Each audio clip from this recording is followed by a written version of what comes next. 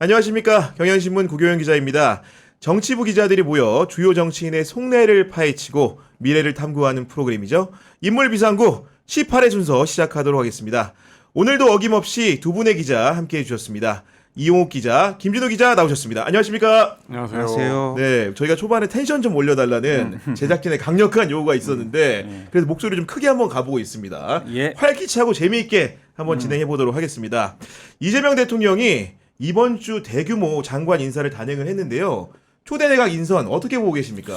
일단 제가 가장 눈에 띈 거는 이제 정치인 출신들이 많다는 거. 그래서 뭐 정동영, 안규백, 김성환, 강선우, 뭐 전재수 의원은 현직 의원이고, 야 이분이 언제뿐인지도 기억이 가물가물한데 그 권오을 전 의원. 그래서 그러니까, 삼선이에요 네. 이분이. 근데 저는 이제 이분하고 겹치지는 않았는데 제가 이제 한나라당 반장할 때 이분이 이제 그 저물어 가서 전직 의원이나 아니면 의원 끝물인가 그랬는데. 네. 한동안 그 정치권 언저리를 맴도셨어요. 뭐 국회 사무총장도 하고 뭐 김무성 무슨 당내 경선 캠프 차려지면 거기 가서 무슨 좀 이렇게 발도 담그고 이러면서 보면서 옆에서 보면서 참 너무 일찌감치 소년급제 하셔가지고 일찌감치 좀 의원되고 하셨으니까 그래서 좀 안타깝다 이런 느낌이 옆에서 잘 개인적으로 모르지만 있었는데 이번에 그 장관이 되면서 어쨌든 화려하게 부활하신 게 아닌가 그렇게 네. 하고 이제 정치인들의 임명이 눈에 띄는 게 저는 정치인들이 교수들보다 훨씬 낫다고 생각합니다. 그 우리 유튜브에서도 여러분들이 말씀을 하셨던데 일단 현안에 대해서 이 실천력이 있고 그러니까요. 임기응변이 잘 돼요. 그리고 이제 조직 장악력도 잘 되고. 근데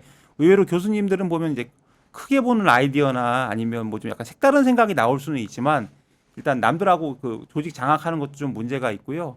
정치인들 또 특징이 우리가 막 정치인들 하면 뭐 더러운 손 막 이렇게 생각을 하지만 의외로 그런 인식들이 있기 때문에 자기 관리가 아주 좀 돼 있는 조심하죠, 사실은. 돼 있는 네. 편이에요. 그래서 네. 사실은 인사청문회 같은 거 하면 정치인들이 제일 스무스하게 넘어갑니다. 서로 봐줘서 그런다 뭐 이런 것도 있지만 보는 눈이 있기 때문에 그래요. 근데 교수들은 항상 네. 하면은 뭐가 튀어나오죠. 그래서 그런 면에서 되게 좀 유리한 것 같고요. 또 이제 하나는 그 과기정통부 장관하고 맞아요.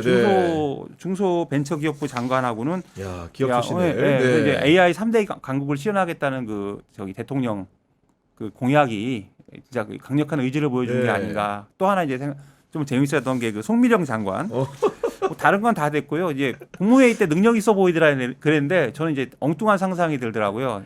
이분이 그 계엄 때 가셨었잖아요. 회의 그래서, 참석했죠. 그리고 네. 물론 사과를 하셨는데 지금 이제 계엄 특검 굴러가는데 내란 특검 굴러가고 좀 행적이 좀 어사무사한 분들이 좀 있고 그래서 뭐 한덕수 같은 사람들. 근데 이분이 혹시 그런 데 가서 적극 뭐 협조라도 하면 증언을 하면 도둑이 네. 재발절인 거 아닐까. 아니, 그렇죠. 네. 그래서 야당에서 더 저렇게 난리를 치는 게 아닌가 이런 좀 엉뚱한 상상도 해봤습니다. 아니 권오을 그 국가보훈부 장관 후보자 같은 경우에는 저희 회사 근처에 있는 고봉삼계탕의 이제 영업 주인이기도 하신데 제가 최근에 어느 방송을 가가지고 앞뒤로 마주쳤는데 보니까 같이 다니는 보좌관이 과거에 이제 민주당 의원실에 있던 분하고 다니더라고요. 그 모습을 보면서 뭔가 좀 이렇게 민주당과도 교감을 하는구나 이런 생각을 했는데 김진우 선배는 좀 어떻게 보셨습니까? 그 권오을 의원 그 이야기 하니까 그 제가 좀 덧붙이면 처음에 왜 뭐 매체에서 이제 법무장관 내정됐다고 그 단독으로 떴잖아요. 맞아요. 네. 기자들이 막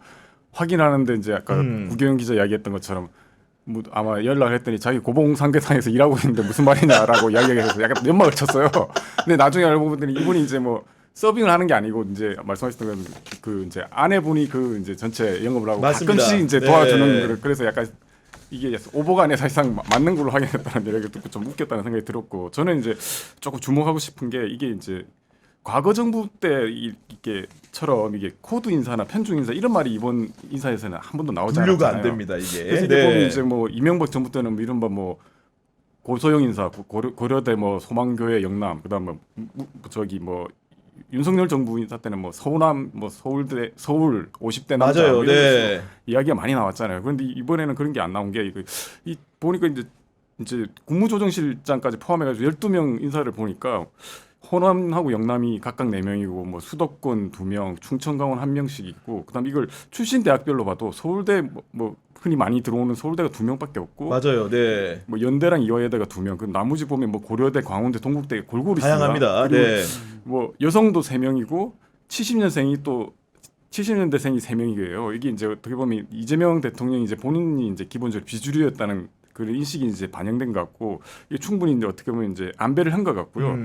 그리고 이제 여기 아까 뭐 이야기했지만 뭐 민간 출신 이제 국방장관, 그다음에 네. 철도기관사 출신 노동부 장관, AI 기업인 뭐 이런 사람들이 이렇게 다양한 인물들이 등용됐잖아요. 이런 게 어떻게 보면 좀 평가할 만하다고 생각을 하고 있고 저는 이제 뭐 아시다시피 그 윤석열 정부 때 보면 이제 뭐 검찰이나 뭐 서울대 출신들 자기 편한 대로 그냥 인사를 했잖아요. 그래가지고 어떻게 보면 윤석열 정권의 실패를 가져온 요인 중에 하나라고 평가가 되고 있기 때문에 뭐 이런 전철을 반복하지 않기 위해서라도 저기 이재명 정부는 좀 더 뭐 다양한 출신들의 뭐 인사들이 등용됐으면 하는 바람이 네. 있습니다. 저희가 오늘 장관 후보자로 발표된 분들 한 명 한 명을 모두 다 분석하고 싶지만 시간이 제약되어 있기 때문에 오늘은 두 분에 집중해서 방송을 좀 하도록 하겠습니다. 한 분은 안규백 국방부 장관 후보자고 다른 한 분은 정동영 통일부 장관 후보자인데 먼저 안규백 후보자 어떤 분입니까 도대체? 이 1961년생이고요. 전북 고창 대상면 출신인데 안 의원 선영이 있는 이 대산면이 뭐 옥녀의 근비녀가 떨어진 뭐 명당이라는 말이 전해오더라고요. 그래서 이제 아버지께서 이 면장하고다 뭐 마을금고 이사장 지낸 지역 유지에서 그 지방선거에서 이제 도의원으로도 뭐 당선된 바가 있다고 합니다. 그래서 어떻게 보면 안 의원이 이제 대를 이어서 정치가가 된 거고 이 아버지가 이제 지역 유지이다 보니까 네. 뭐 재산도 상당히 많아가지고 지난번 총선 출마할 때 보니까 재산이 69억 원 신고했더라고요. 그리고 이제 이 뭐 고창초 조선대 부속 중 광주 서석고등학교 졸업해가지고 성균관대 철학과 졸업했죠. 그리고 이제 1983년에 이제 육군 방위병으로 소집돼가지고 소총수로 22개월간 복무하고 일병으로 소집해제됐습니다. 네. 그런데 이 22개월이면 지금 뭐 현역들보다 더 길게 복무를 한 건 사실입니다. 예. 그 제가 이제 좀 안 의원을 제가 개인적으로 좀 아니까 근데 이제 이분이 처음에 그 정치권에 들어온 걸 좀 이제 말씀을 드리면 원래는 이거 안 후보자죠 안 후보자라고 해야 되나요? 그렇죠. 안규백 후보자가 맞습니다. 안 네. 후보자가 원래 꿈은 기자였어요. 그래서 그 뭐 일간지 최종 면접까지 갔다가 떨어졌다고 그래서 본인이 제일 아쉬워하는 얘기고 어쨌든 그래서 이제 본인이 택한 게 당시에 이제 평민당이 들어간 건데 그때 평민당보가 있었어요. 그런데 그때만 해도 이제 군사정권 시절이라 신문이 할 말을 언론이 할 말을 못 하니까 의외로 평민당보가 보는 사람도 많았고 발행부도 상당히 많았답니다. 그래서 본인이 예전에 저한테 한번 사진도 보여준 적이 있는데 그 어떤 그 관중 청중 많은데 DJ 네. 연설한 데서 자기가 이제 수첩 들고 서 있는 사진 뭐 한번 저한테 보여준 적이 있어요. 그래서 원래 꿈이 기자였고 그런데 이제 그래서 평민당보에 들어간 거고 그래서 언론에 이제 본인은 그런 식으로라도 기자 생활을 한 거죠. 그리고 네. 이제 그때 안 후보자의 그 평민당보의 그 동기가 누구냐면 김현미 전 국토교통부 장관. 아 또 그런 인연이. 그래서 그런 인연이 네. 있어요.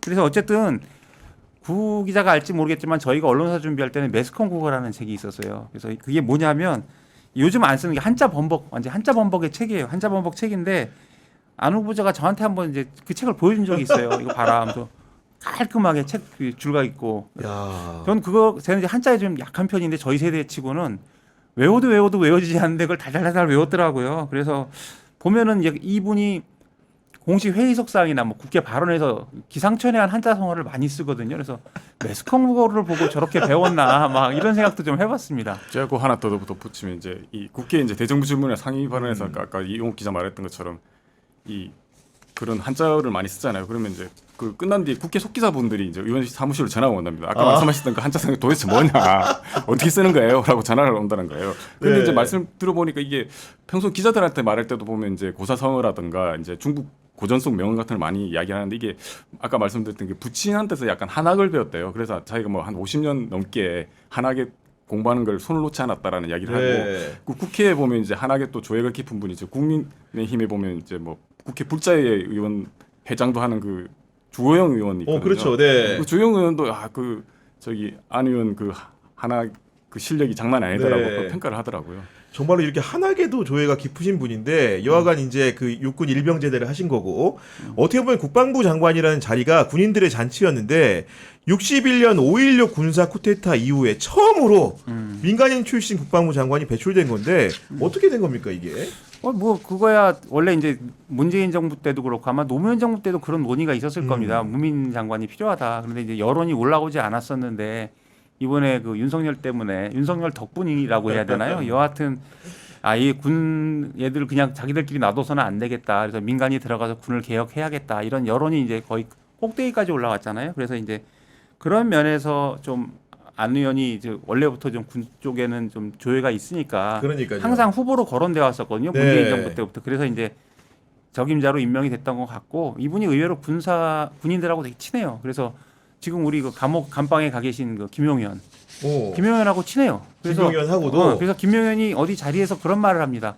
옛날에 제가 얼마나 의지했는지 아시지 않습니까? 안 의원을 상대로 그런 얘기를 하고 김용현이 이제 그 군에서 나와서 야인이 있을 때 민주당 계열의 군사 안보 포럼에 한번 발을 담근 적이 있어요. 네. 예전에 김종대 의원도 말씀하셨잖아요. 왜 왔다 갔다 하신다고. 그래서 맞아요. 그때 그걸 주도한 사람이 안규백 의원이에요. 그러니까 이제 원래 그래서 이게 친하고 두루두루 친한 좀 신기한 게 그런 사람이면 보통 이제 심지어 그래서 이게 사람들하고 친한 게 좀 특기인데 민주당에서도 보면 조직위원장 이런 거 조직 계열의 이제 장기를 발휘하는데 이 사람이 그럼 보통 우리가 그 조직 잘하는 사람들 보면 술 마시고 좀 호탕하게 막 이럴 것 같잖아요. 근데 또 의외로 술은 안 해요. 술 거의 술도 잘 안 하고. 술 거의 안 하고 담배 안 하고. 그래서 제가 한번 예전에 물어본 적이 있습니다. 어떻게 술 안 마시고 이러면서 사람들하고 친하냐 그랬더니 이런 말을 한 적이 있어요. 이게 사람이 술로 만나면 순수하지 못하고 오래 못 간다. 그래서 약간 필요에 의해서 만나는 것이라 진실을 말하지 못한다. 야. 훈장 같죠? 부를 때도 어이 자네 이런 식으로 이제 호칭을 합니다. 좀 친해지면. 야, 근데 그 얘기 들으니까 제 생활을 좀 술로만 친해지는 것 같아가지고 좀 반성을 하게 되는데 네. 여하간 안규백 후보자가 정식으로 국회의원이 된 건 언제 처음 된 거죠? 그 원래 이제 그 2008년 이제 국회의원 선거에서 이제 통합민주당 비례대표 국회의원으로 이제 당선이 되죠. 근데 그 당시에 이제 2008년 총선 앞두고 그 열린우리당 중심이 됐던 그 대통합 민주신당하고 이제 구민주당이었던 민주당이 이제 다시 합치는데 그때 이제 안 의원이 그 민주당 쪽 조직위원장이었습니다. 그래서 이제 어떻게 보면 이제 합당하면서 민주당 몫으로 비례를 받았죠. 그리고 이제 2012년 이제 비례 끝내고 이제 지역구 도전을 한번 해보려고 이 국회의원 선거 준비하다가 이제 김부겸 의원이 대구 출마 선언하면서 내려가고 이제 비계된 게 이제 군포 지역인데 거기 이제 출마를 준비했는데 그 이하경 의원이 이제 그 전략 공천이 됐고요. 그래서 오. 이제 야 이거 완전히 끈떨어지는 거 아니냐라고 생각했는데 이 갑자기 이제 동대문구 이 동대문구 갑은 사실 이제 민주당 뭐 쪽에는 되게 이제 유리한 마치 지역이긴 하죠. 좋은 네. 곳이죠. 거기서 이제 전략 공천이 돼가지고 기세회생을 했고 이후에 이제 뭐 내리 5선까지 하게 됩니다. 야, 근데 내리 오서라면 또 이력을 봤더니 2016년하고 18년 2년 동안만 국토교통위에 몸담았고 나머지는 전부 다 국방위에 헌신을 했습니다. 보니까요. 그러니까 안 의원이 원래 이제 가려고 했던 거는 국방위가 아니고 행안이었어요. 그래서 이제 아이디도 세이프한 이렇게 정했었습니다. 세이프안으로. 네, 그런데 네. 이제 의원들이 국방위를 기피하니까 초선 의원으로서 이제 선택지가 많이 없었던 것으로 보여요. 그리고 이제 또 다른 얘기도 들었던 게 이제 평민 당보 시절에 아무래도 기자니까 당시 이제 김대중 작고하신 김대중 전 대통령 당시 김대중 총재를 이렇게 따라다니면서 글을 적었을 거 아닙니까? 근데 그때 이제 김대중 총재께서 뭐라고 말씀하셨냐면 어이 자네 나중에 의원 되면 국방위에 가서 전문가가 되라 이런 얘기를 했었다는 거예요. 그래서 이게 미화를 위해서 한 얘기인지는 모르겠으나 제가 처음에 들었던 건 아무튼 행 아니었고 그다음에 이제 이런 얘기도 좀 들었습니다. 근데 미화가 아닌 것 같은 게 사실은 국회의원들 만나보면 국방위에 배정받는 것을 꺼리는 게 왜냐하면 지역구에 뭐 해줄 것도 없고 득도 잘 안 됩니다 이게.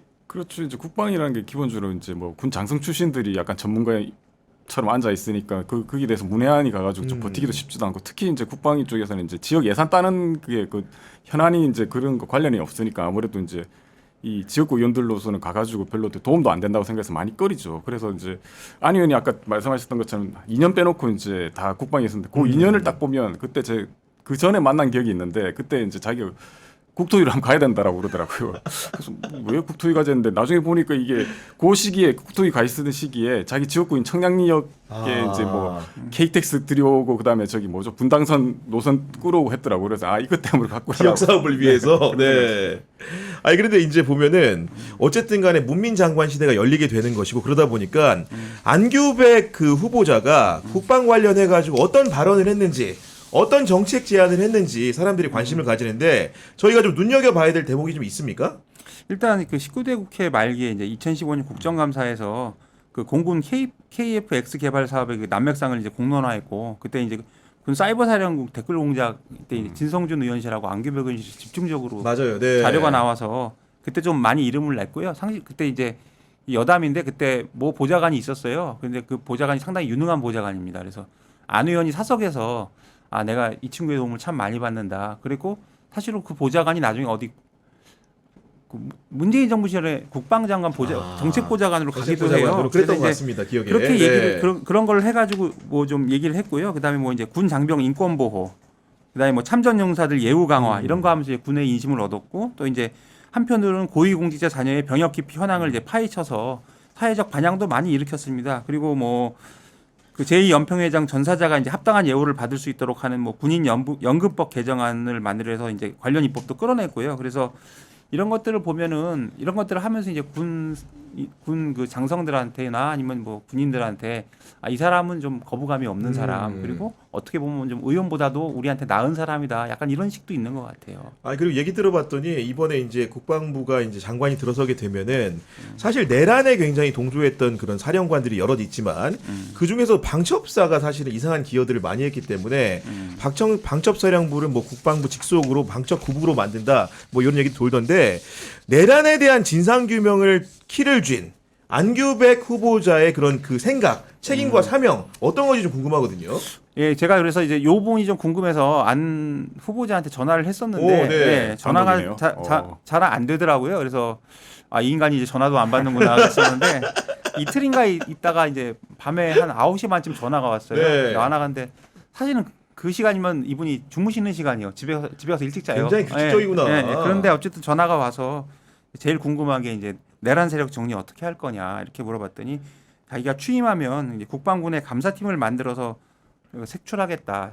잔당을 색출하겠다 이렇게 하면서 잔당이 누구인지 정확히 알고 있다. 그래서 12월 4일 날 그러니까 불법 계엄 다음 날 새벽 1시 1분쯤 이제 국회에서 계엄 해제가 이루어지는데 맞습니다. 그때 그 합동참모본부에서 2차 계엄을 모의했던 육군본부 장성 10여 명이 대상이다. 근데 그 10여 명이 사실 정확히 사람 수까지 적시를 해요. 근데 이제 그렇게까지는 말하지 말아달라. 일단 보안 사항을 지켜달라. 보안 그대로 네. 이제 제가 뒤져보니까 보안도 아니고 그 앞서 이제 부승찬 의원이 그런 얘기를 합니다. 장성급 장교 14명, 영관급 20명 등 34명을 태운 버스가 합창 상황실로 향했다. 그러니까 이제 여기서 액수는 명수는 추정하세요. 대충 드러나죠. 부승찬 네. 의원은 14명이라고 했고요. 안 의원이 말한 장성수도 이거와 거의 유사한데 살짝 달라요. 살짝 다르다. 살짝 다른데 네. 아무튼 중요한 건 내가 잔당이 누군지 알고 있다. 그리고 그 12월 4일 1시 1분 계엄 해제가 된 후에 합동참모본부에 모여있던 육군본부 장성 10여 명이다. 그래서 이건 정리를 하겠다 이렇게 얘기를 했고요. 그때 다만 이제 이런 말을 하더라고요. 군을 보호해야 되기 때문에 내가 점령군처럼 할 수는 없다. 이런 얘기를 하고 또 이제 그 불법 계엄 과정에서 소극적이거나 적극적으로 저항했던 그 사람들에 대해서는 보상을 하겠다. 이렇게 얘기를 했습니다. 저거 하나 덧붙이면 이제 군 쪽에서도 이미 이제 뭐 안 의원이 이제 국방부 장관 되는 게 거의 확실하니까 이미 이제 각오를 하고 있죠. 그래서 이제 말 들어보면 국군 방첩사령부랑 이제 정보사령부 쪽에서 이제 당연히 자기들은 이제 기능 분리라든가 통제 강화 네. 뭐 이런 조직도 이제 정리될 거라고 생각을 하고 있고 그러면서 이제 무슨 이야기가 나오냐면 방첩사 같은 경우는 우리는 목을 내놓고 있다. 근데, 목을 내놓고 있다. 너무 아프게만 치지 말아달라.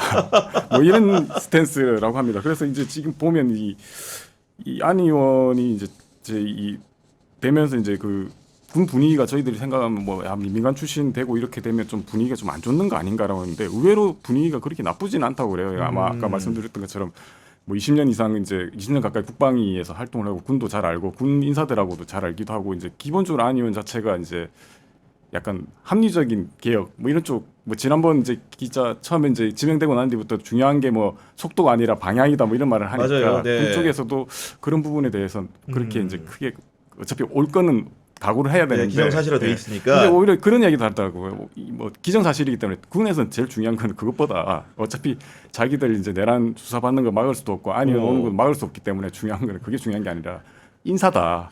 왜냐하면 이제 지금 보면 군이 이제 정기 인사를 4월하고 11월 두 번을 하거든요. 그런데 이제 원래는 이 11월이 이제 지난번 약간 4월이죠. 4월이 이제 내란 때문에 못했고 실제로 장성 인사 특히 이제 포스타를 해야 되는데 포스타 중에 지금 이제 육군 참모총장 박안수는 그 뭐 이미 계엄 사령관 하는 바람에 지금 뭐 깜빡이 그렇죠. 가 있는 네. 거잖아요. 그리고 이제 그 동기들도 거의 비슷한 시기에 지금 이제 그 임명이 됐고 그다음 합참의장도 지금 갈릴 시기라고 네. 합니다. 그렇게 되면 이제 지금 당장 해야 되고 그 이후로 이제 순차적으로 삼성, 이성 장군들하고 그다음 밑으로 이제 대령들 진급하고 이렇게 돼야 되는데 그게 지금 계속 안 되고 있는 거예요. 상태구나. 네. 그래서 이 사람들 입장에서는 빨리 이게 안 의원이 와가지고 정리를 해줘야지 자기들이 어떻게 될지 알기 때문에 뭐 이 중요한 거는 결국 내 인사다라고 생각하는 것 같더라고요. 그러니까 그런 상황인데 사실은 그 안규백 후보자의 장점이라고 한다면은 정치권에서 보면은 그 자당의 의원들뿐 아니고 타당의 의원들로부터 굉장히 존경을 받는 분이고 특히나 이색적인 부분은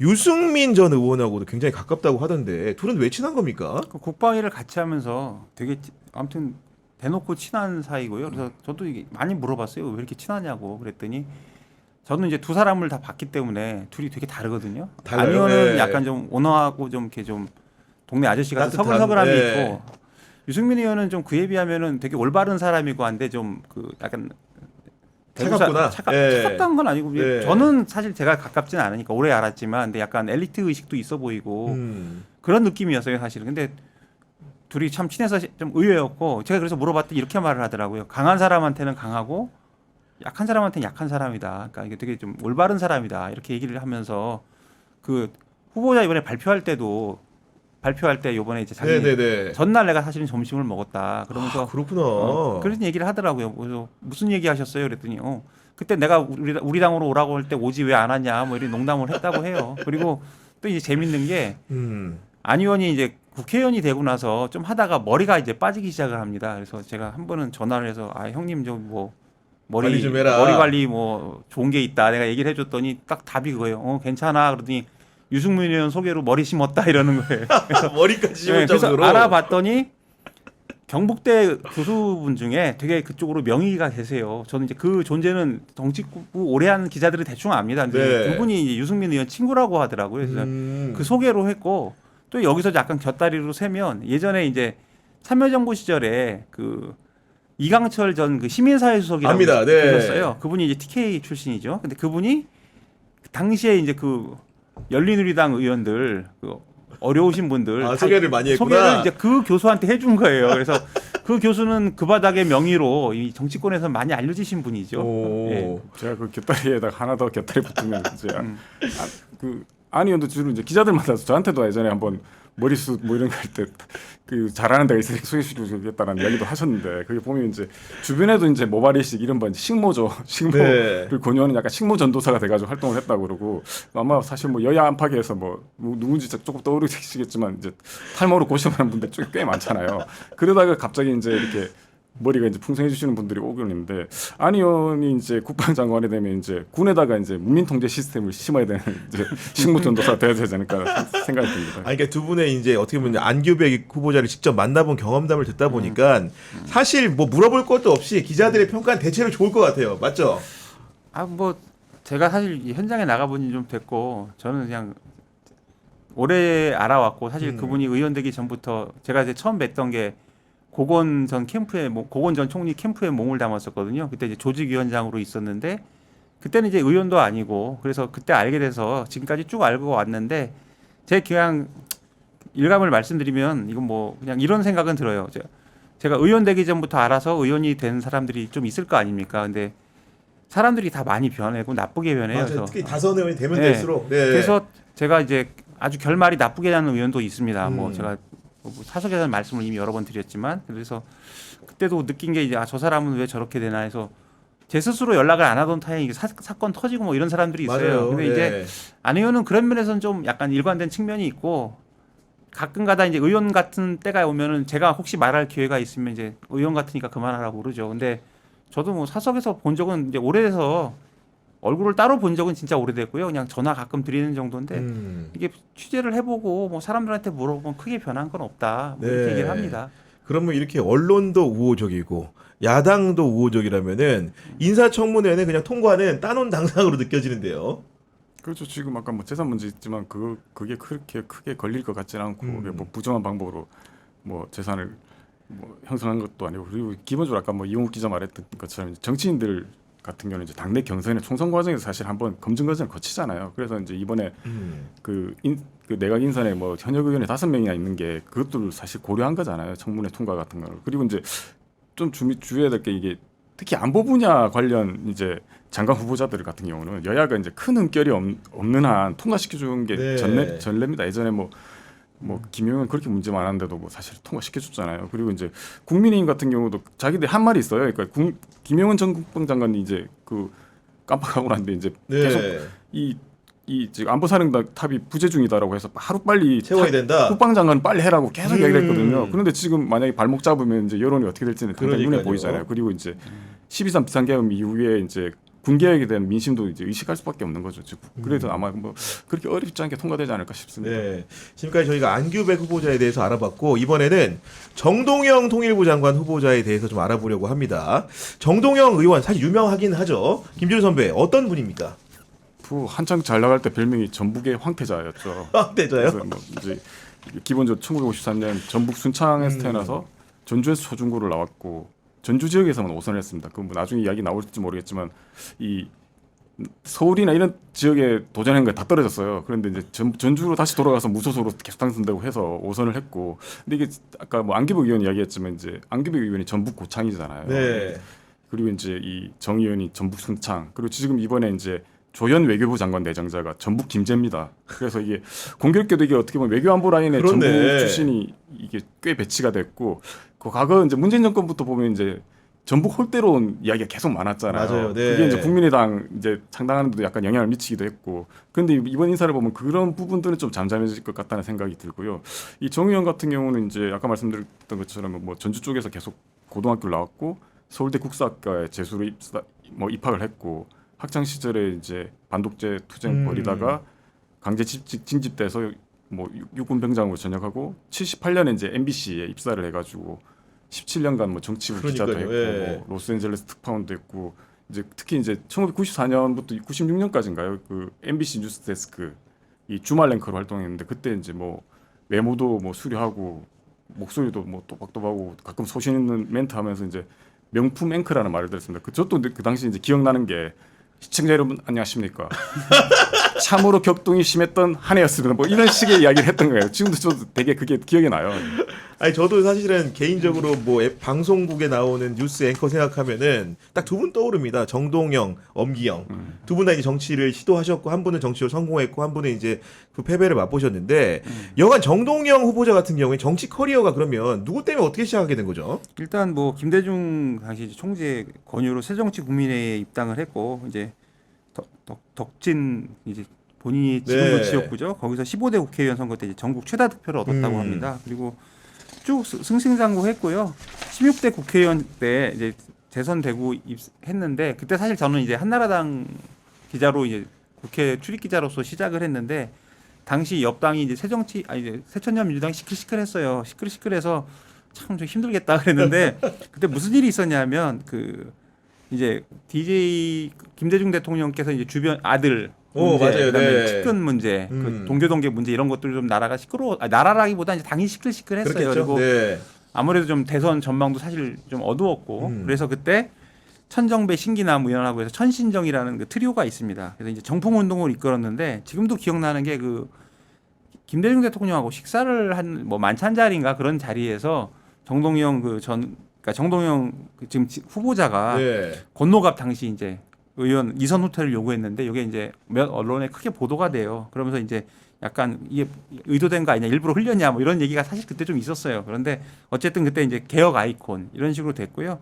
또 이제 16대 대통령 선거 때 노무현 대통령이 하실 때 노무현 대통령이 그 이인재 전 의원을 꺾지 않습니까? 그때 네. 노풍을 일으켰는데, 사실 그때 정동영 의원이 그래서 다들 그만두잖아요. 중간에 뭐 하나씩 나가 떨어지는데, 정동영 당시 후보가 끝까지 남았죠. 끝까지 네. 남아서 이제 노무현 지킴이를 해준 거죠. 그리고 나서 이제 열린우리당으로 분당되는 과정에서, 새천년 민주당이 열린우리당 분당되는 과정에서 이제 그걸 주도를 했고, 네. 그러면서 이제 열린우리당의 그 주역이 됩니다. 그래서 2004년 총선 때 이제 몽골 기병론이라는 걸 앞세워가지고 총선을 막 이제 주도를 하고요. 그때 그래서 이제 노무현 정부의 황태자로 불렸죠. 그리고 이제 그 당시만 해도 유력주자 1위였어요. 그래서 그때 이제 이해찬 총리가 그런 말을 했었습니다. 그때 이제 돌아가신 김근태 전 의원도 계셨고, 그래서 우리 두 사람 다 누가 나가든지 대선은 이긴다. 사실 그때 그런 분위기 정도로 그 정도로 잘 나갔었어요. 그런데 이제 정동영 후보가 이제 삐걱하기 시작한 게, 저 지금도 기억나는데 2004년 그때 2004년 그 선거운동 와중에 맞아요. 총선 모 언론사의 그 인터넷 언론 쪽에서 그 노인 폄하 발언이 이제 튀어나와요. 근데 오. 그게 기자들하고 인터뷰한 게 아니고 아마 제가 알기로는 거기 대학생 기자들하고 인터뷰를 한 걸 거예요. 그래서 그 학생들을 앞에 놓고 니들이 앞으로 역할을 해야 된다. 청년 앞에서 청년 청년 미래를 앞에서 강조하기 위해서 미래를 한 강조하기 위해서 말이었는데 하면서 이제 그러면서 이제 어른들은 좀 쉬셔도 된다 이렇게 말을 한 건데 그냥 기자들을 상대로 한 게 아니에요. 근데 이게 이제 좀 진위가 왜곡되고 커지면서 점점 커집니다. 그래서 근데 제가 마침 그때 그 보도가 나왔을 때 그러니까 거의 말진 개념으로 이제 정동영 의장의 열린우리당 네. 의장의 그 지방 일정을 유세를 따라다니고 있었어요. 근데 그게 딱 터지니까 막 이분이 정치 감각이 대단하잖아요. 그렇죠. 바로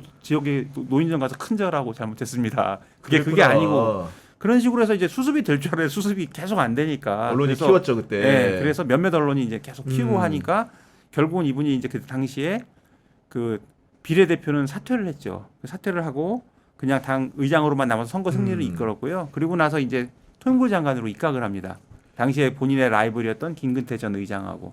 그래서 두 분이 이제 통일부 보건복지부 장관하고 대권 수업을 하는데 사실 그때는 노무현 전 대통령의 그 마음은 노심은 이제 정 전 장관에게 있었다 이런 게 거의 정설이고요. 그다음에 제가 그다음에 열린우리당 출입할 때 열린우리당이 되게 어려웠어요. 선거 계속 지고 노무현 대통령 그 대연정 말씀하시고 당시에는 사실 저도 이해를 못했고 지지층도 지금은 이제 그게 이해가 되죠. 왜 그런 말을 했는지 이해를 못했기 때문에 이제 지지율도 떨어지고 막 당시에 지방선거 지고 뭐 선거란 선거는 다 졌어요. 그리고 이제 열린우리당이 위기에 처하니까 당에서 사실은 대주주가 정동영 의원이기 때문에 정동영 장관이 나와야 된다 해서 사실은 끌어냈습니다. 사실 통일부 장관 잘하고 있는데 그래서 나와서 하면서 이제 노무현 대통령하고 약간 본인이 이제 차별화도 하고 이제 그게 또 보도가 되면서 그 당시에 이제 친노 그 뒤에는 친문 이제 이 세력들하고는 좀 척을지게 되죠. 저도 말씀 듣다 보니까 정동영 후보자하고의 그 인연이랄까 이런 게 생각이 나는데 개인적인 생각입니다. 그 제가 2002년도 대선 경선을 해가지고 서울 그 지역에서 경선을 할 때 마지막에 노무현 후보와 정동영 후보가 맞붙었을 때 제가 경선장에 있었습니다, 사실은. 그때 이제 정당을 지지해서 간 게 아니고 정말로 한번 보고 싶어서 갔는데 그때 완전히 노풍이 대단했어요. 전국적으로. 그러니까 사실은 정동영을 지지하는 사람은 거기 소수였는데 제가 그 자리에서 연설을 듣고 용감하게 정동영을 연호했던 기억이 나는데 그때 보면 이제 약간 뭐 이야기했지만 막판까지 남았잖아요. 네. 사실 그 전 지역 경선 돌 때까지만 해도 이제 정 의원이 한 10% 정도 수준이었어요. 그런데 이제 마지막에 이제 가장 큰 노무현 후보의 라이벌인 이인재 의원이 이제 드롭을 하니까 막판이 아마 부산, 서울 뭐 이 정도 남았었던 것 같은데. 맞아요. 그때 이제 높은 밀던 분들이 약간 정 의원 쪽한테도 표를 좀 나눠줘가지고 막판에 아마 최종 득표율이 노 후보가 한 60몇 % 나왔고 정 후보가 한 20몇 % 정도 나왔어요. 그래도 좀 나왔네요. 네. 그리고 이제 그 이야기 나오니까 이제 이 정 의원이 이제 그 당시에 이제 그러니까 노무현 후보가 정몽준하고 이제 단일을 했잖아요. 근데 지난번 김인석 편에서도 잠깐 말씀드렸는데, 그런데 이제 정몽준 후보가 그 대선 마지막 전날 밤에 이제 이 단일화 약속 파기하잖아요. 판을 깨죠. 네. 단일화 약속 파기하는 게 그게 이제 촉발시킨 게 그 노 후보가 마지막 서울 유세에서 그 이야기를 해요. 그 정몽준만 있는 게 아니다. 민주당에는 정동영도 있고 추미애도 있다. 이래서 이제 그게 이제 정 후보 측근들이 빡쳐가지고 이제 뭐 저기 집안에 이제 틀어박혀가지고 있었던 이야기 있는 거죠. 그래서 이제 이걸 계기로 어떻게 보면 김민석 총리 지금 이제 후보자는 18년 야인 생활 이걸로 시작된 거고 정의는 그때부터 이제 노무현 정권의 황태자가 되는 거죠. 그 노무현 정부의 황태자였고 통일부 장관으로 역할을 했는데 그분이 20년 만에 다시 이제 통일부로 돌아오다 보니까 많은 분들이 어두운 남북 관계를 어떻게 바꿀 수 있을까 이런 기대를 좀 많이 갖고 있습니다. 저는 이제 이런 얘기를 여러 번 했는데 남북 관계에 큰 기대를 가지기는 좀 되게 난망한 상황이에요. 일단 이재명 대통령이 와서 그 대북 확성기 방송 중단 지시한 거 대단히 잘한 거고요. 그러니까 북한도 당장 이제 대남 방송 중단했잖아요. 그리고 뭐 그래서 일단 가장 먼저 할 수 있는 거는 이제 긴장 완화입니다. 긴장 완화를 해야 되는데 그동안은 남북 간의 한 라인도 끊겨 있고 그랬기 때문에 어디서 뭐 하나 탁 불거지면 그게 정치전으로 번질 수도 있는 상황이었어요. 사실 우리가 이제 뉴스 봐서 알았지만 윤석열 일당이 그걸 노리고 했던 거고 저는 그 뉴스를 보고 거의 기함을 했는데 이런 미친놈들이 있나 쌍욕이 나오더라고요. 야, 이게 국민들 목숨을 담보로 어쨌든 그래서 제일 중요한 게 긴장 완화입니다. 그래서 이제 이재명 대통령이 그건 잘하는 것 같아요. 그리고 정동영 후보자가 통일부를 해봤기 때문에 그게 제일 중요한지 본인도 알아요. 그래서 그걸 얘기를 했고 그다음에 이재명 대통령이 그 얘기를 하잖아요. 이제 대북전단 살포하지 말아라. 맞아요. 이거 지켜져야 네. 되는 거죠. 이거 단속을 세게 해야 되고요. 그다음에 남북 통신선 복원 이게 시급한데 이건 정 후보자가 실제로 본인도 얘기를 하더라고요. 그래서 뭐 군통신성도 있고 각종 그 라인들이 있는데 그게 지금 다 끊긴 상태거든요. 그래서 그것들을 있는 작업들을 일단 우선 할 거예요. 이게 제 감입니다만 그리고 뭐 북한도 그건 환영할 거고. 다만 여기서 이제 우리가 지나친 낙관이 좀 어렵다고 생각이 드는 게 사실 남북 문제의 가장 큰 지금 걸림돌이 뭐였냐면 김대중 정부 햇볕 정책하고 북한이 이제 호응을 하면서 잘 가다가 그때 2차 북핵위기라는 게 터지잖아요. 맞아요. 네. 그래서 사실은 북핵이 기저에 항상 깔려 있는 겁니다. 근데 이제 북한 핵은 없어져야 될 것이라는 이 대전제가 변하지 않아요. 근데 북한은 이미 자신들이 핵 보유국이라고 갖고 얘기를 있죠. 하고 네. 있죠. 실제로 핵 보유국이고요. 그래서 그러려면은 이제 북한 협상을 하려면 우리가 핵 보유국이라는 걸 인정을 하고 시작을 하자 이렇게 얘기를 할 거예요. 그리고 핵을 없앤다기보다 핵 동결, 핵 감축 요 정도 전제를 깔고 얘기를 해야 되고 그래서 일단 대북 제재를 풀어라. 풀고 우리가 이제 정상적으로 나라가 굴러갈 수 있게 해달라. 네. 사실 이거를 하려고 그때 이제 예전에도 했던 거고. 그런데 그러면서 나중에 우리가 이제 이렇게 잘 되면 나중에 핵을 없애는지는 좀 두고 보자 이런 식으로 이제 북한을 원하는 거예요. 근데 우리 국민들 입장에서 야 북한 핵을 인정하고 협상을 시작해 이거는 이제 받아들이기가 좀 쉽지 않은 거죠. 그러니까 북한의 태도 변화를 어느 정도 끌어내는 데는 한계가 있습니다. 우리가 지난번에 그 문재인 정부 때 봤잖아요. 이게 아무리 우리가 선의를 가지고 해도 북한은 여기까지인 거예요. 왜냐하면 이거 없으면 우리는 죽는다 이런 생각들을 하고 있으니까. 그러니까요. 그래서 정동영 장관이 이제 어떤 그런 그 본인이 너무 잘할 것이기 때문에 거기에 대한 이제 죽기 살기로 매달려야 되는데 그 답이 뭔지는 정동영 장관도 아마 아직은 모를 거예요. 그래서 그걸 하기 위해서는 이제 본인이 그동안에 가지고 있던 노하우 그런 걸 가지고 북한을 끊임없이 설득하는 역할을 해야 되고요. 다만 이제 이런 거는 있을 것 같아요. 그래서 당장의 어떤 낙관은 금물이야. 다만 이제 우리가 그동안 있었던 어떤 일촉즉발의 상황에 대한 우려 이런 거는 이제 그러니까요. 잦아들 것 같습니다. 그리고 이제 북한 입장에서도 일단 정동영 통일부 장관, 이종석 국정원장 이러면 이게 전부 다 그렇죠. 네. 노무현 정부 시절에 NSC 상임위원장, 사무처장이에요. 이 사람들 다 평화론자고 자주파들입니다. 그래서 이 사람들을 그 자리에 세웠다는 것만으로도 우리는 윤석열하고 달라. 우리는 니들하고 대화하고 싶어. 이 메시지는 분명한 거거든요. 그러니까 네. 이제 북한도 분명히 자제를 할 거예요. 그런데 이제 우리가 스텝 밟아나가기에는 지금 상황이 되게 엄중합니다. 네. 후보자도 그렇게 얘기를 하더라고요. 실제로 저도 정동영 후보자한테 가까운 분한테 얘기를 들었는데 통일부 장관 시즌2를 시작을 하면서 일단은 부처 이름부터 바꾼다고 하고 그게 이제 우리 흔히들 자주파하면 이상주의자라고 생각하는데 정동영 후보자는 북한을 너무 잘 알기 때문에 이상적이지 않은 측면이 있는 것 같아요. 그래서 통일이라는 과업은 달성하기 어렵기 때문에 뭐 일부 좀 나오기도 했습니다만은 한반도 평화부로 이름을 바꾸겠다 이런 소신을 주변에 밝혔다고 하는 것이 그 얘기는 아까 말한 것처럼 낮은 수준의 그런 목표 달성부터 해나가겠다 자기 재임 중에는 그런 생각인 것 같은데 여하간 그래도 통일부 장관 후보자가 됐다라는 것은 이재명 대통령과 인연이 뭔가 특별하게 있다는 거 아니겠습니까? 20년 가까운 정치적 인연이 있는 걸로 뭐 잘 알려져 있죠. 이제 뭐 정 의원이 이제 이재명의 정치적 대부라는 이야기까지도 있고 왜냐면 이제 이재명 대통령이 이 정 의원이 2007년 대선에서 이제 그 대통령 민주신당 후보로 출마했을 때 정 의원 사지 조직 중에 정동영과 통하는 사람들 정통, 예. 정통이라고 있죠. 이 공동 대표로 활동하면서 대선 승리를 위해서 뛰었고 대선 기획단 비서실 부실장으로도 활동하면서 뭐 의원을 옆에서 도왔습니다. 당시 이제 비서실장이 박영선 전 의원이었고요. 네. 그리고 이제 대선 끝난 뒤에 2008년부터 2010년까지 민주당 그 상임 부대변으로 활동을 했어요. 그 당시 사람들이 그 기자들은 잘 누군가 싶었는데 알고 봤더니 이게 이제 정동영계 몫이라는 이야기가 그 당시 있었고 이후에 이제 이 대통령이 이제 성남시장 당선되고 그럴 때도 이제 정 의원이 직접 현장에 나가서 지원 유세도 하고 성남시장 재선 도전 앞두고 이제 출판 기념회를 했는데 그때도 축사를 했는데 그 최근에 보니까 그 축사가 뭐 소름 돋는 내지력을 보여준다고 해서 이게 화제가 돼 있더라고요. 그 정 의원이 뭐라고 말했냐면 이재명은 성남시장을 거쳐서 경기지사도 하고 대한민국을 이끈 큰 지도자가 될 것이다라고 했는데 뭐 아마 지지자 사이에서 야 이게 예지력이 대단하다라고 아마 그런 것 같고 그리고 정 의원이 과거 인터뷰 이런 걸 보면 그런 이야기 하더라고요. 아까 정통 이야기했지만 네. 이재명이 정동영과 통하는 사람들 정통 대표였다. 나는 이통 대표가 되겠다. 이제 이재명과 통하는 사람들 대표가 되겠다. 뭐 이런 말을 했고 이 대통령도 어떻게 보면 그런 의리를 지킨 게 이 지난 20대 대선 과정에서 이제 친노 친문계가 반발하는데도 불구하고 이제 정 후보자 복당 추진해가지고 이제 복당을 했죠. 그리고 복당을 한 뒤에 이제 이 상임 고문으로 임명도 했고, 그리고 이제 2024년 총선 당시에 이제 정 의원이 이제 전북 전주에서 이제 경선 통해 가지고 맞아요. 네. 국회 이제 5선 의원이 되는 거죠. 야, 근데 정동영 하면 또 이제 빠질 수 없는 인물이 바로 박영선 전 중기벤처부 장관인 건데, 왜냐면 뭐 결혼까지 시켜줬다면서요.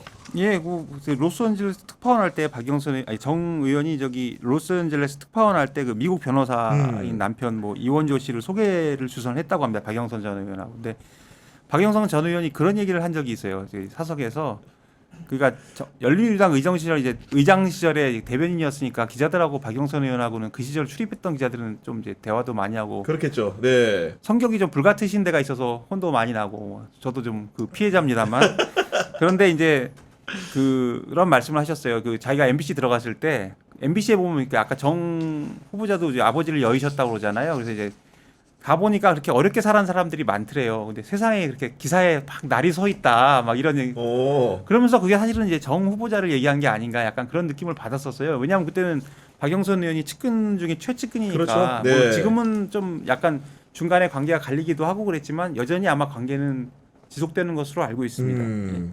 그런 거고. 그러면 이재명, 박영선 이런 분들은 정동영 그 후보자와 굉장히 오랜 정치적 교류를 해온 것 같은데, 그 이외에 정동영 사람이다 이렇게 부를 수 있는 정치인이 있습니까? 그 지금 이제 민주당 당대표 후보에 나선 정청래 의원이 한때 이제 정동영계 대표적인 정동영계였죠.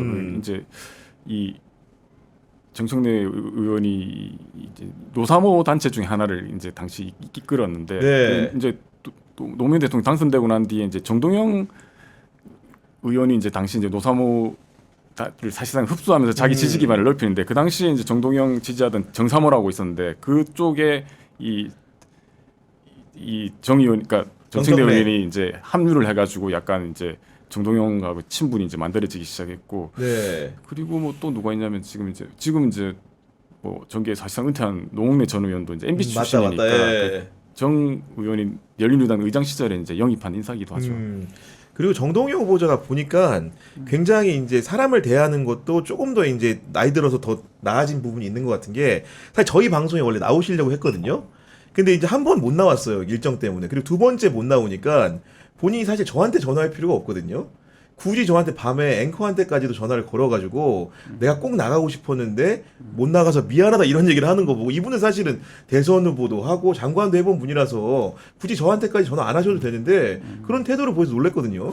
그게 뭐 저도 사실 정 후보자는 잘 몰라요. 모르는데 다만 이제 제가 기억나는 건 제가 열린우리당에 왔을 때 그분은 좀 의장 하시다가 바로 저기 통일부 장관으로 가셨고, 네. 아까 그 개파 얘기하셨는데 그때 진짜 좀 셌어요. 그래서 당시 이제 두 개파가 있었어요. 열린우리당에 김근태 의장을 쫓는 제야파, 지금도 그대로 존재하고 있죠. 제야파는 뭐 지금 뭐 우원식 국회의장이라든가 뭐 이게 제야파는 살아 있어요. 그리고 네. 정동영 의장을 지지하던 당시 정동영 의장이죠. 당시는 당권파라고 그랬습니다. 그래서 이게 약간 이익집단 같은 느낌이었어요. 그래서 다 흩어졌죠. 근데 당시 기억나는 게 김진우 기자 얘기했지만 이제 정청래 의원하고 뭐 박영선 의원 정도. 그래서 워낙 힘이 셌어요. 힘이 셌는데 그 저기 구교영 기자 말씀하셨듯이 좀 전화하고 이러는 거는 본인이 굉장히 좀 어려움을 많이 겪었잖아요. 그리고 본인도 사실 욕을 많이 먹기도 그러네. 했어요. 네. 왜냐하면 2007년 대선 후보 경선 때 사실 그때 이제 지명자가 좀 많이 좀 인기가 떨어진 상황이고, 당시에는 뭐 상상할 수 없지만 손학규 전 대표가 열린 그 한나라당을 탈당해서 일로 넘어오면서 당시에 그 범여권에 약간 대세론 같은 게 있었어요. 그러니까 손학규 대표가 나오면 이길 수는 없어도 뭐 어쨌든 좀 해볼만, 뭐 근처까지 갈 수 있다 약간 그랬겠죠. 그런 네. 느낌이 있었어요. 그래서 당연히 손학규가 이길 줄 알았는데 당시 정 후보자가 그러니까 당원들을 잘 이렇게 해가지고 첫 선거를 충청인가 어디서 확 이기는 거예요. 그러면서 이제 흐름이 뒤집어지면서 정 후보자가 끝까지 이기는데, 그때 막 동원 경선, 차떼기 경선 막 이런 말 참 많았어요. 그래가지고 좀 정 후보자의 약간 좀 뭐라 그럴까 좀 부정적 이미지가 생기면서 대선에서 많이 졌죠. 500만 표 지고. 그다음에 또 이제 기억이 나는 게 이분이 이제 그 다음 총선에 나가서 서울에서 졌어요. 그리고 재보궐이 그 다음에 열리는데 거길 나오지 말라고 당에서는 그러는데 굳이 나갔구나. 미국에 있다가 들어와서 출마를 강행을 하는데 당에서 공천을 안 주니까 네. 무소속으로 나가서 됩니다. 그러니까 이제 이런 게 그리고 다시 복당을 하시죠. 하시는데 그러면서 이제 약간 정동영 의장은 약간 욕심꾸러기, 그러니까 똑똑하고 말 잘하고 생각도 봐라. 근데 발을 뺄 때와 물러날 때가 좀 없었던 느낌이 있었어요. 무조건 직진이구나. 네. 직진을 좀 하셨어요. 그런데 그래서 그랬는데 이제 저는 이제 개인적으로는 잘 아는 건 아니지만 최근에 이제 구기현 기자도 얘기했지만 최근에 이제 국회에서 질의하시는 걸 보고 상당히 말에 품격이 있더라고요. 그래서 네. 아 이분이 이제는 좀 많이 변하셨구나. 그래서 저는 지금도 기억나는 게 그 이진숙 방송통신위원장 인사청문회 할 때 하신 말이 MBC 역사에 뭐 빛과 그림자가 있다. 뭐 그래서 말을 좀 잊지 못하다가 한숨도 좀 삼키고 역시 좀 앵커답게 그러면서 이제 뭐 MBC를 빛낸 사람들이 있었고 MBC를 부끄럽게 한 내부자들이 있다 하면서 이제 막 그 이진숙이라는 이름이 지금 MBC 역사에 부끄러운 사람들 맨 꼭대기에 있다 알고 있냐 뭐 이러면서 이제 이진숙과의 개인적 연을 얘기하면서 이렇게 안타까움을 왜 이렇게 얘기하는데 됐냐. 네. 굉장히 품격 있게 들렸어요. 그래서 야 역시 정치인들은 이제 고난을 겪으면서 많이 성장하셨구나. 그리고 지금은 이제 대선 욕심은 좀 대선의 그렇겠죠. 욕심이라는 네. 표현은 좀 과하고 대선 꿈은 좀 버리셨을 거 아닙니까? 이제는 좀 그러니까 그러면 본인이 할 수 있는 걸 잘 할 수 있는 거 그리고 내가 이제 여기서 국회에서 품격을 지키고 그런 면에서 이제 좀 대단히 많이 성숙한 그런 정치인이 돼서 돌아왔구나 네. 이런 인상을 받았고요. 남북 관계도 이제 한번 해봤으니까 그때는 얼마나 야심차게 내가 그때 통일부 장관 할 때는 북한하고 뭐를 이뤄내기 위해서 이제 그랬겠죠. 성과를 만들기 위해서 네. 통일부 장관을 한 거예요. 왜냐하면 그때만 해도 황태자, 좋았으니까, 노무현 정부 그리고. 황태자고 대선 주자 1위였어요. 그러니까 이제 그때는 성과 위주로 실제로 또 그때는 그런 분위기였고 그래서 그때 개성공단도 사실 이분이 그때 이루어낸 거고 9.19 성명이라는 게 있어요. 압니다. 예. 그때 그것도 그 본인이 한 건 아니죠. 그건 육자회담 이제 베이징 육자회담에서 외교부가 주로 하는 거지만 어쨌든 자기가 장관 시절에 있었으니까 그건 본인의 업적이에요. 그런 게 있지만 지금 상황은 되게 엄중하거든요. 그때하고 비교할 수 없습니다. 그래서 그런 거를 본인이 성숙한 마음으로 굉장히 잘 해낼 거라고 기대를 하게 돼요. 아까, 제가 네. 여담을 하나 더 덧붙이면 뭐 저희 구 기자도 이야기했지만 저는 이제 며칠 전 저희 회사에서 진행한 그렇죠. 포럼. 포럼에서 네. 오셨더라고요. 그래서 진짜 오래간만에 저는 이제 진짜 한 20년 만에 실물 얼굴을 대면한 것 같은데 수행 비서시 조용히 왔다가 조용히 가시더라고요. 예전 같았으면 진짜 뭐 그 위세에 뭐 보좌관 몇 명 데리고 왔을 것 같은데 그래서 그러면서 이제 경향신문하고 인연을 잠깐 이야기를 하시더라고요. 이게 이 박정희 정권 때 사실 이제 경향신문하고 MBC가 강제 통합돼가지고 같은 회사였거든요. 그때 이제 정 의원이 이제 입사를 해가지고 자기가 이제 정동 경향신문 이 본사 여기 지금 여기서 수습을 했다 뭐 그런 이야기도 하시고 그러더라고요. 그래서 당시 뭐 선배들 이야기 들어보면 경향신문 MBC 통합기술 입사해서 나중에 이제 방송 기자랑 신문 기자로 갈라지는데 아니니까, 네. 그때 선택은 상당히 신문 기자로 선택하는 사람들이 많았는데 지금은 보면 이제 처지가 역전이 됐다 뭐 이런 얘기까지 하시던데 그래서 이 보면 가까이서 보니까 진짜 많이 늙으셨더라고요. 그러면서 아까 이용욱 기자 잠깐 이야기했던 것처럼 야 이게 한때 황태자로 불렸던 분인데 이 산전수전 다 겪은 약간 늙은 이제 노병 느낌으로 느낌인데 약간의 얼굴은 예전보다 약간 맑아졌다는 느낌이 좀 들더라고요. 좀 뭐 이게 뭐 제가 뭐 관상을 보는 사람은 아니긴 한데 그래서 아까 이봉 기자도 잠깐 이야기했던 것처럼 이게 자기 이런 걸 꿈꾸지 않고 이제 자기가 할 수 있는 것들을 차분한 생각하니까 상태에서 차분한 이상이 있는 거 아닌가. 그리고 이제 저는 그 개인적으로 이제 궁금한 게 이번에 이제 통일부에 20년 만에 돌아가는 거잖아요. 그런 통일부 장관으로. 네. 20년 전하고 비교하면 아까 이봉 기자 말했던 것처럼 그 당시에는 사실 부총리급이고 NSC 상임위원장 맡으면서 통일부가 이제 어떻게 보면 남북관계 주도하던 시대였는데 지금은 남북관계가 이게 드라마틱하게 바뀌었는데 과연 이 상황을 정동영 이 의원이 이제 통일부 장관으로 다시 20년 만에 어떤 식으로 뚫어낼까라는 게 그러니까요. 개인적인 좀 궁금합니다. 아니 직접 대면하셨다고 하니까 갑자기 좀 생각나는 게 사실 정동영 후보자 되게 잘생긴 얼굴이잖아요. 원래도 태어나기를. 근데 안검하수를 중간에 한 번 하셔가지고 그게 그렇죠. 약간 왜 했을까 이 잘생긴 얼굴을 왜 그렇게 했을까 했는데 지금 좀 자리 잡은 겁니까? 네, 자리 지금? 잡아서 상당히 이게 차분해 보이고 옛날에 진짜 그게 성난 사람이었는데 지금은 전혀 그런 그게 느낌이 의외로 아니더라고요. 정치인들이 많이 하세요. 네. 우리가 좀 얘기하지만 지금도 어느 분도 좀 하신 것 같잖아요. 그러니까 그래서 그게 약간 눈썹 찌르고 되게 불편한가 봐요. 그래서 어르신들이 많이 하시는데 그걸 뭐 이상하게 볼 건 아닌데 이제 우리가 그 얼굴에 익숙하면 처음에 좀 낯설기는 하죠. 그러니까요. 예. 네. 어쨌든 간에 이제 종합적으로 정동영 후보자 인사청문회를 해야 되는데 뭐 오늘 일간지 봤더니 뭐 의혹 보도도 하나 있긴 하던데 이번에 뭐 통과 자체는 어떻게 좀 관망하고 계십니까, 두 분?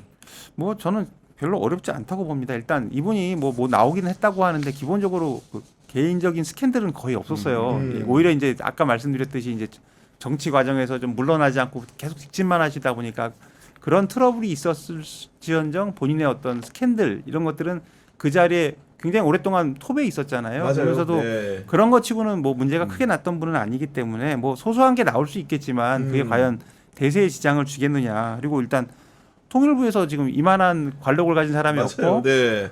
지금 굉장히 엄중합니다. 그래서 아무나 가서 하면 안 돼요. 장교 아니 예를 들어서 뭐 교수 이런 분들 가면 저는 안 된다 생각해요. 이 타이밍에서 아니면 교수도 있죠. 예를 들어서 특정인 언급하는 건 아니지만 뭐 양무진 교수 같은 분은 이제 통일부에서 정책부장관을 했으니까 이제 그분 제외하고 다른 분들 뭐 해서 그런 분들 교수 가서 하시기에는 일단 좀 실무도 해보시고 남북 문제 북한 사람들도 좀 알고 맞아요. 네. 이런 사람들이 가서 해야 됩니다. 그래서 저는 되게 대단히 적임자라고 생각하고 그래서 통과도 무사히 하고 잘할지는 이제 본인은 되게 잘하고 하고 어떻게 하는 게 방법인지는 알겠지만 이제 워낙 지금 상태가 험하니까 좀 어렵지 그 남북 관계를 하는데 업무에는 어려움이 있겠지만 인사청문회 통과에는 네.